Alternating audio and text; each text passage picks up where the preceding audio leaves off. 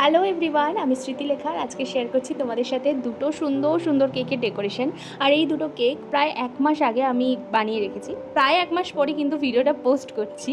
মানে এইটা আমি জানি যে ভিডিওটা যখন সে দেখবে তখন আমাকে এইটুকুই বলবে যেটা আরও আগে পোস্ট করা যায়। বেশ কিছুদিন আগে আমি তোমাদের সাথে একটা চিজ কেকের ভিডিও শেয়ার করেছিলাম, আর সেটা কী কারণে শেয়ার করেছিলাম, কার জন্য বানিয়েছিলাম সেটা তো তোমরা জানোই। আর ঠিক একই কারণে তার জন্য আমি আরও দুটো কেক বানিয়েছিলাম। তার মধ্যে ফার্স্ট কেকটা আমি যেটা শেয়ার করছি এখন, সেটা খুব সিম্পলের ওপর রেখেছিলাম, তার প্রফেশন নিয়েই পুরোপুরি।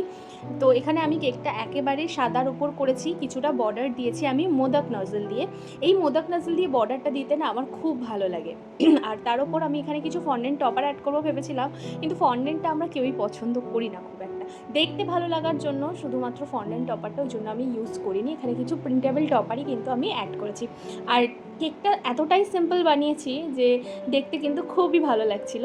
আর তোমরাও জানাও কিন্তু এটার ফাইনাল লুকটা কেমন। আর সেকেন্ড কেকটা হচ্ছে একটা ফুলের ওপর আমি করেছি, মানে ফুলের বুকে টাইপের করার চেষ্টা করি। আসলে এই ছবিটা আমি অনেক দিন আগে পিন্টারেস্ট থেকে ডাউনলোড করে রেখেছিলাম। খুব ভাইরাল একটা কেকের পিকচার ছিল যেখানে গোলাপ ছিল রেড কালারের, আর পুরো কেকটাই কিন্তু রেড ছিল।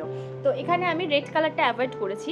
আমি কালার খুব একটা পছন্দ করি না, সেহেতু রেড কালারটা পুরোপুরি অ্যাভয়েড করেছি। কিছু জারবেরা দিয়েছি হোয়াইট কালারের, আর এখানে গোলাপ দিয়েছি। মানে আমি সেদিনকে গোলাপটাই এখানে পুরোটা দেবো ভেবেছিলাম, কিন্তু যখন আমি গোলাপ কিনতে গেছি, গোলাপের এত খারাপ অবস্থা ছিল সেদিন যে এই কটা ভালো গোলাপই পেয়েছি।